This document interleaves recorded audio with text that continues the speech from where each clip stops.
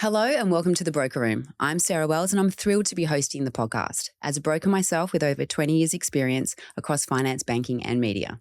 We've got some great guests lined up this season as we continue to connect with industry colleagues and share valuable insights, market trends and business strategies.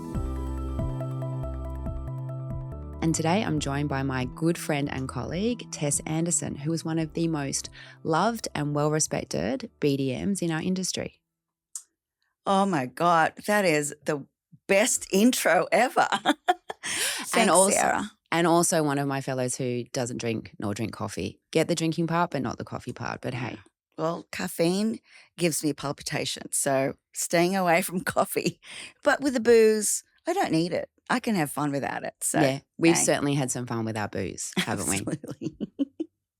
So apart from just being one of the most amazing people I know, you are ridiculously well famous in our industry for being, for having such love for your employer, love for brokers, and also love for the clients that we serve each and every day. What do you think it is that makes you so memorable? It's just my motivation for excellence. I think it started from when I was younger. I graduated with high honours when I was in high school and graduated top of my class in uni. So it's always been instilled in me. And with working with brokers, it's all about thinking that there is a customer at the end of that transaction. So I just want to make sure that the journey of the customer is going to be memorable. And that's the reason why I just work harder and harder with brokers. And that's something that we spoke about before we came on air today, like really anticipating the need and also understanding that, whilst you work for a big brand or, being Bankwest is a huge brand within our industry, obviously interstate, being in WA, which is where I now live. I think one of the most important things that you do is you do remember that it really is about the client or the borrower that is front of mind and anticipating the needs of the brokers. Yeah. So why choose third party and why choose, a non-Big Four lender? I'm curious about that. I've always thought about this question because a lot of people actually do ask me that question. It's not about the bank at the end of the day. It's about what I can do to make that brand. I've always known that it's about the chase. When you've got a big brand, the brand speaks for itself. But when you've got a non-brand or not known, it's about what you can do to help make that brand. And I think that's something that Bankwest has done really well. Obviously not having a Yes. huge retail branch footprint and obviously some of the changes in the last couple of years, Mm. they've really focused on making it easy and simple for Yeah, brokers to interact with them and also with their clients. that's absolutely correct. Yeah.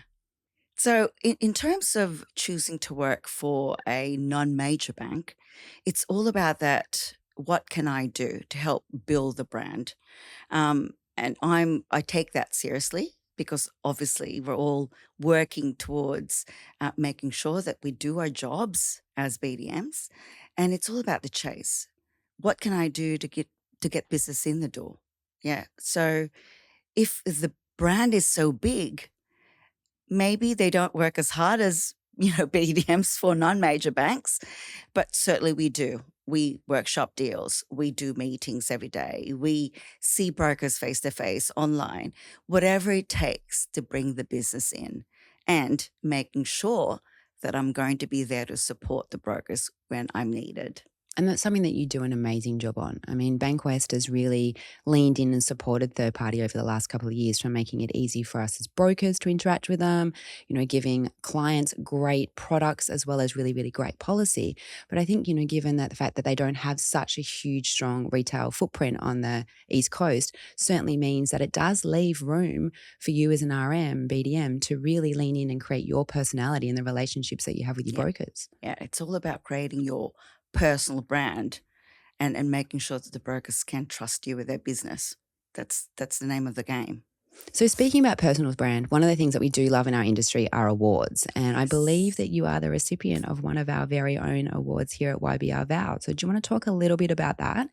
And also maybe a memorable moment of your career? So 2022 was such a big year. I did win the National BDM Award for Val. I also won other awards during that year, and 2023 was a bigger year again. winning the Better Business Awards and having 2 years in a row of the Australian Broker 5-star BDM Award, and also taking top 3 for the Brokerpedia Awards. All of these awards are equally important to me, right? You've got the awards that are from votes from brokers, and then you've got the awards that a panel of judges review your submission and they deem you as a winner. Knowing that I've got the support of my brokers and knowing that when my submission gets reviewed, that the judges feel that I deserve to win makes me really feel that I have done it. But I don't stop there. Like I said, I'm motivated by excellence. So I've got to go and think outside of the square. How do I make me even a better BDM year in, year out? And it's all about providing my service to all my brokers and supporting brokers because they do trust me first as a BDM. We do trust you. And then they trust the brand. So between awards, between waking up and doing, giving your best each and every day, has there been a moment that has really defined you as an individual and possibly even led to your personal brand? I think working with strong women as mentors in the business, I think that's sort of led me to really want to go for it. So I've worked with you. And we certainly have had some fun. Of course. I've worked with Katrina Rowlands. I've worked with Louisa Singera. So these are strong women. And each and every conversation that I've had with you guys have certainly made me want to go for what I want to be as a person first and as a BDM in this industry. It's all about inspiration. And I think every single day I have a conversation, I take a few bits and pieces from different people and I then become, I can do that. I can start doing that in my day-to-day thing. Like what you said, waking up 4:30. I've never done that before, but maybe I could try. Well, there is this thing called the 5 a.m. club. Apparently it's pretty big, but, I just like to get up early, get what I need to be done. And also, still a lot of my clients are on the East Coast, so I get to start my day early. But yeah, it's good. It's a good idea just to get up and get motivated. And that's something that we both share is, get up each and every day and try and bring our A game and take all of those little moments and all of those little words of encouragement from different people, particularly strong women in our sector, and just really, lean in and develop who we are rather than trying to be someone else. Yeah. So speaking about strong women, speaking about women in our industry, if we could go back to when you first started in third party and think about the person you are today, what is one bit of advice, suggestion, or word of caution or warning or optimism that you would share with yourself to kind of make the journey maybe a little bit different, a little bit easier, or even just, give a bit of insight to those that are following us today? One good friend of mine had said this over and over with me, is to start your day with positive reinforcements. So she says, garbage in means garbage out. Yeah, definitely. So thinking about that, if I had that mindset when I first started, I won't be feeling stressed and doubting myself because obviously when I first started in this industry, there would be a lot of doubts being first a woman of color, and at the same time in a male-dominated industry. So I think if I had that, I'd probably be even more stronger today. But now that I've known it, I practice it every day. It's just thinking about positive thoughts, and there's no room for doubting what I can do as a person. The Broker Room is proudly brought to you by the Yellow Brick Road Group. To stay up to date and learn more about our exciting industry, head on over to brokers.ybr.com.au and click on the podcast tab. That's brokers.ybr.com.au. Wherever you listen to our show, remember to follow us or subscribe to be notified of our new and upcoming episodes. Self-doubt is a big thing. I sort of definitely find like I'm in my mid-40s now, and I think I really only learned and appreciated the value of being positive, being optimistic, and really knowing that you can do whatever it is you need to do to get through the day. Yes. And I think that's something that all brokers, no matter what gender or background you have, is because we start our day with, the best of intentions. We think we're going to get through the day, do this, do that, have a plan, and then a curveball comes and hits. And I think that's really the biggest difference I see between my relationships with RMs that we are able to get the job done is we go, okay, we've got a problem, we've got a challenge. Let's think of the best outcome and let's go for it. So, Mm. whether it be you working with a broker, whether they be someone that's new to the industry or someone that's been around for a while, one thing I do know about you is that you will always bring your A game to the table when it comes to helping the client. Yeah. So whether it's, getting up in the morning and being optimistic or being able to work through the different parts of the bank to be able to deliver what you need to Mm. deliver, Mm. whether it's a relationship you have externally and internally, Yeah. yeah, I think that's probably one of the best words of wisdom that we could give ourselves when we were younger. So, Well, one thing that I'll give you an example on that I could really think about a particular event. A broker came to me and submitted a deal, right? She didn't quite write the right comments to support the deal and it got declined. Looking at the daily reports, I saw declined loan from one of my Val brokers. I rang her at 5:30 and I said, let's work on your credit appeal. So looking at what happened that year, why was it in quarter 1, the business went down, quarter 3, the business went down. And then I started writing the credit appeal and I gave her a copy of it. The following day, I got it approved. don't you love those wins? Oh, I still dance for joy when I get those and I go, hoo, hoo, hoo. I still have it. I still absolutely have it. So, hey. One of the things I talk a lot about with some of the brokers that I coach and things like that is really that lone Joe, is keeping things going, keeping things motivated when life gets hard or things get challenged, or even Yeah. like a soft or a hard decline.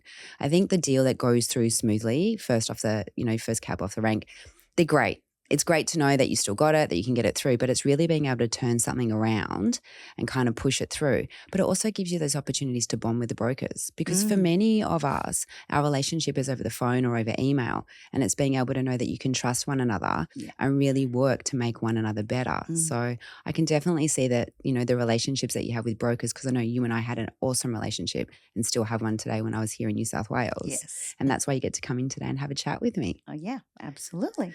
So, current market, Mm. things have certainly changed a lot in the last, 12, 18 months. How well do you think the industry is navigating it? And what could we, maybe stop, start, do a little bit more or less of to get us through out to the other side? Well, one of the things that we all know that's happening right now is the fixed rate cliff, right? So we are aware of it. We could learn from it. I'll give you an example. Knowing that we're putting our clients in a really good fixed rate, 1.99%, really, really good. But part of that selling is the education piece. Mm, We've got to do more of that. Telling the customers while the rate's low, pay extra. yeah. Right? Or put in the additional extra if the rates were at 6% into another account. Then you know that you've got the ability to actually put that money away and pay for it when the time comes. And I think that's something that really missed, because I mean, I've been around for a long time in the industry, 20 plus years probably, maybe a little Ooh. more, a little less. No, actually a lot more. And, you know, we had super cheap money. I Mm, mean, sub 2%. I think when I first started, interest rates were in the sixes. yes. During the GFC, we got up to eights, I think, if I remember correctly, because we certainly do Mm, forget that rates can be a lot higher than what they are at now. And one of the things we always worked on when it came into having fixed rates was exactly that. Talking to people about the opportunity that you need to be able to pay back money at around about the sixes. mm. So where do you think that can kind of work between, the bank and also the broker being able to really get across that educational piece to consumers when sometimes they don't always want to listen to us? Ooh, that's a problem, isn't it? Um, but if you do it as a broker and you put it as part of your compliance paperwork, you've done your job. Yeah. Yeah. You can put your hand on your heart. I've gave that information. It's now up to the borrower to take my Mm. advice. But at the same time, now that it's all happening, I think there are a lot of movement from the banks to be more proactive. And I'm And starting to see that where we're kind of working together, and yes. Bankwest does a really great job at that, where they let us know when they're rolling out, what we Hmm. can do. And also one of the great things that Bankwest does is definitely give some good pricing to existing clients as well as new to bank. Yeah. Yeah. So yeah, Mortgage cliff, I think it, definitely is sensationalized in the media, but I think it's something that we can both, from both sides of the fence, work together and really flip back to that educational piece. And Yeah. hopefully, borrowers and consumers will be able to see that value as well. So, dreams for our Mm. broking future. Where would you like to see our part of the industry in the next 2 to 3 years? I believe the secret to having a long career as a broker is to really know how to diversify your business. I think if you just solely focus on retail mortgages, or you'd be probably an expert in it, but then you allow yourself learning other parts of the business, commercial lending, asset finance. You're actually opening yourself up to learning all of these, but also the additional income that comes from it. So what I hear there is it's really about maintaining your value to your clients. So Yes. whether it be through, as you said, through commercial lending, whether it be through asset finance, about making sure that you stay relevant, you Mm. educate yourself, and you're Mm. anticipating their needs. So you're really becoming that trusted advisor for them as they grow through their life cycle. And us on the other side, we've got to go and invest on people, right? So we make sure that the BDMs that we do have are the right people to actually support the business, but at the same time, develop technology. I think Tech more. is it's a big Mm, thing. I mean, what we've seen in the last couple of years, whether it comes to just being able to do, DocuSign. I mean, we're now finding that we can execute mortgages and back. A lot of the things that used to be huge, obstacles around, dealing with Australia Post. I remember how many times I used to have to track things and get things yes. back. It just makes our life so much easier. So maybe where do you think tech might be in 2 to 3 years' time between broker and third party? Oh, wow. Um, I think even the ID process, we're all expecting that to go to the next level. I think now most lenders have got some sort of IDU, zip ID, things like that that do help, but I think it will actually go to the next level again. Um, we are expecting the WA documents, mortgage documents will I know. probably be the Wait a last while. ones. We are a little bit Yeah. slow. So hopefully by the time I get back Yeah, to hopefully. WA, it Yeah. might be happening. Yeah. So obviously New South Wales, Victoria, Queensland are all on DocuSign now with mortgage forms. But yeah, if we get the whole of Australia, I think we're already one step ahead in having technology as part and parcel of our day-to-day success. Well, we've got 2 to 3 years. So like I said, it might not happen by the time I get back. But yeah. Yes. Look, Tess, thanks so much for being with me today. And we're just coming to the end of our time together. And I wanted to ask you one last question. We know you love your job. We know you love the brokers. But what is, apart from being optimistic, what is the one thing that keeps you going when challenges set in? It's the people, Mm. right? So the variety of people that I meet every day and their stories, that stays with me, right? That's where I get my inspiration from. But at the same time, working for clients who also have their dreams, like they have goals that they want to achieve when they do a transaction. I feel privileged that I'm actually part of that journey And for that's what I love clients. most about you is you always remember, because as a broker, we have the great privilege of the selfies, the smiling faces, the thank yous, the being reminded that we make everyone's hopes and dreams come true. And that's one of the things I always try and make sure that I go back to, whether it's the credit assessors or the RMs, is to let them know that you too have been a huge part Yes. in making people's dreams come true, because it's never a house, it's always a home. Yes. So thanks for being with me here today, Tess, and Thank you. I'll see you again soon. Love ya. Love you too. Thank you for tuning in to another episode of The Broker Room with Sarah Wells. That's me, by the way. If you enjoyed today's episode and want to listen to more, then head on over to brokers.ybr.com.au. While you're there, you can reach out to the Yellow Brick Road team, whether you're an aspiring mortgage broker looking to make a career change or just stay informed in this exciting industry. Until the next episode, take care and always stay curious.